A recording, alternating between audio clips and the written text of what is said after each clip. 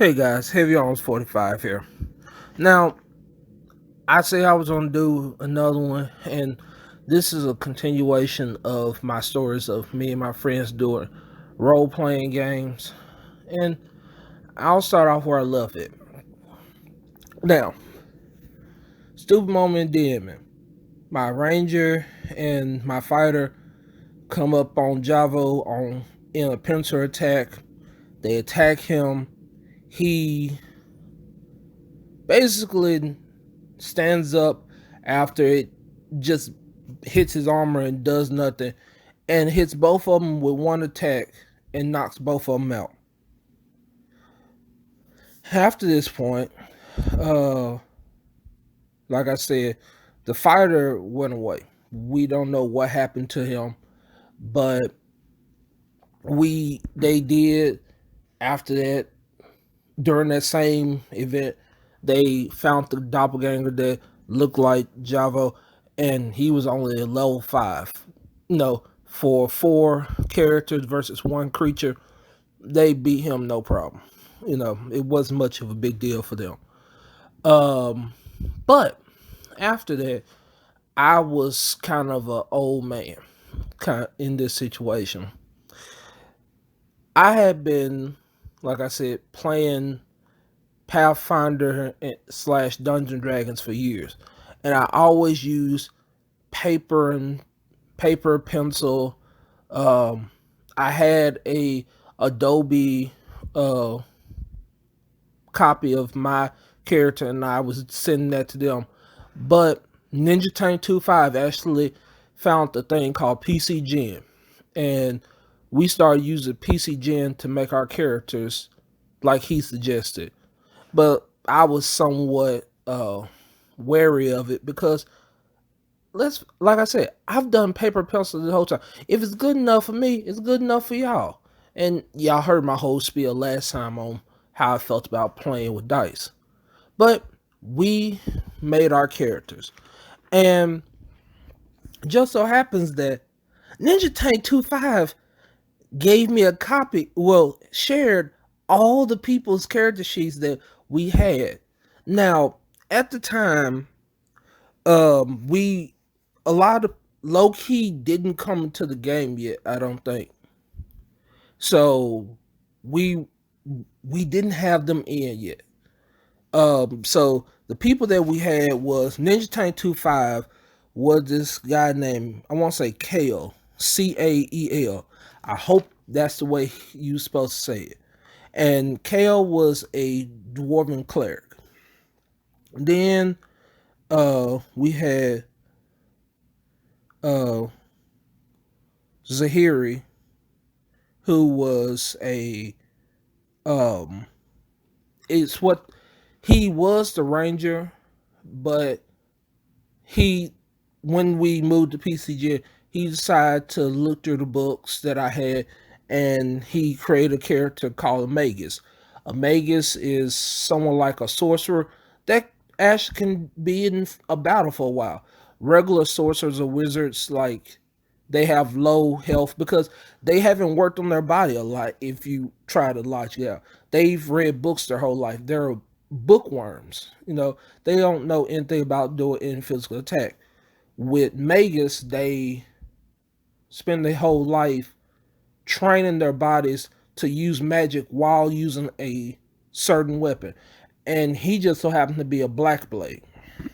With him being a black blade, he had a weapon that was intelligent, that basically has the same alignment that he does, and basically follows the same rules he made. If he ever breaks his rules, it can, when you have an intelligent weapon, its ego can take over the holder's body and do what it feels is necessary to make sure that what it's doing is successful. And the last person we had on there, because if I remember correctly, at time we had 3 people. I could be wrong, but we'll get to the other people later on. The last person name was Genesee Guapo.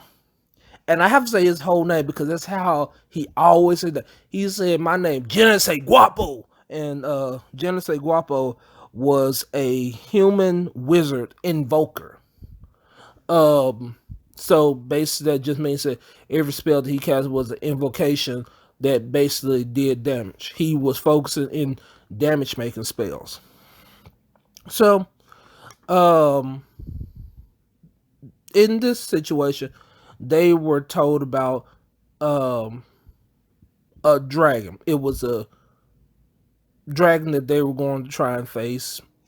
It it was not one that was going to beat them up and kill them as soon as they saw it. I made sure of it. So they go through this area, and the guy who played the fighter the first time, he said that he wanted to play a character. So we let him play a wisp. And it just so happened that like I pre-made this place. So when he saw other wisps around, he decided to be a wisp too. So all these other wisps are being destroyed and stuff, and he's helping the party kill these wisps. And as they're going room to room, they're searching the rooms, seeing if they can find anything. They run to some goblins also in some of these rooms, and they're killing them with relatively ease. And they come to a room where there's two heavy double doors. They open the doors up, and there is a hoard of gold sitting in the middle of the floor. Now, there's something that in when you're playing characters, you're not just playing a character. You give your character a personality. It's not just like, yeah, his name's Tim. He's a fighter. That's it. People create backstories for their characters. And Zahiri made his backstory is that his character is stingy with money and he's very greedy. So when he sees this pile of gold sitting there, he just dives in. He just like jumps on top of this gold. The rest of the party is still literally at the door as they see him run up, fly into the air, and jump on the gold.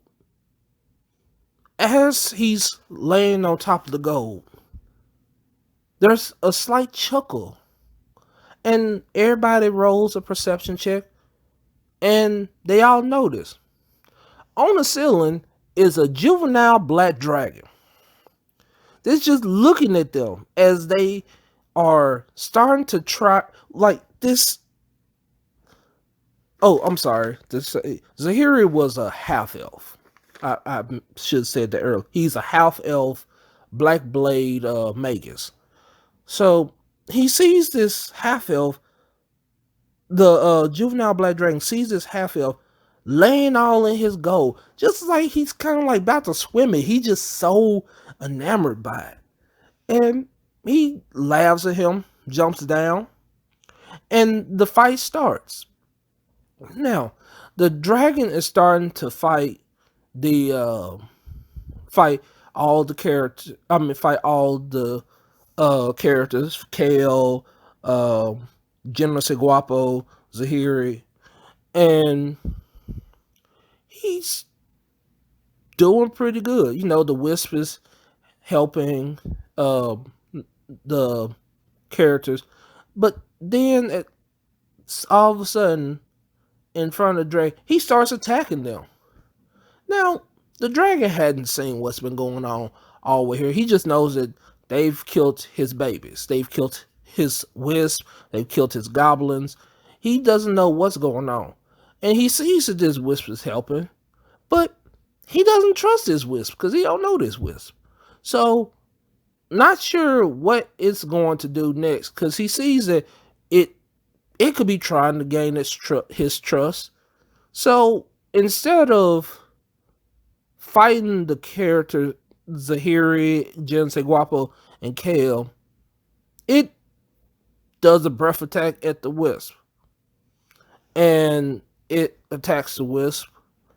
And because pretty much the Zahiri has already got himself in trouble. He's gotten a couple good hits. The Black Dragon has got a couple good hits onto him and got him pretty beat up right now. And the rest are kind of coming in. Jense Guapo is throwing his spells at him.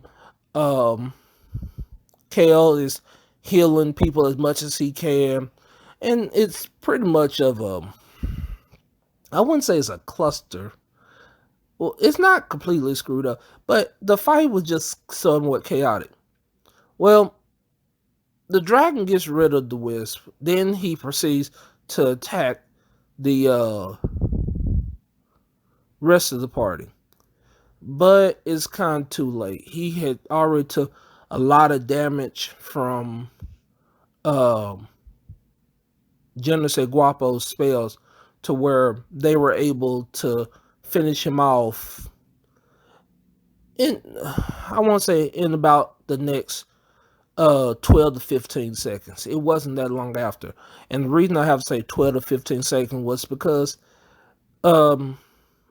in Pathfinder, Dungeon Dragon, each turn is actually about 6 seconds. So about it was about 3 turns after that they beat him. But I want to give y'all time. So they beat this dragon, the juvenile black dragon, with relatively ease, and that was the end of that story. I do have some more stories to go with it, but I think I'll save those for another time. But I do want to tell you, after this point, there were other characters that came in. As we had Zahiri's Zahiri, the player who plays Zahiri's wife, wanted to play after that point. So we made her character. Her character's name was Yurichi, who was a Ifrit sorceress, who focused in fire, since Ifrits are from the plane of fire, and they have the kind of shine. They have the orange glow to their skin, and kind of the fiery look at her. So she's that. Who else we? After that point, also, that's when Low-Key came in, and they were, one was a rogue that later became a shadow dancer, human shadow dancer, and his name was Fapalodicus, Defender of Lotions. Yeah, that was always wrong. You could not ever just call him Fapalodicus. I can't believe I can't say this. Fapalodicus. You couldn't just say Fapalodicus.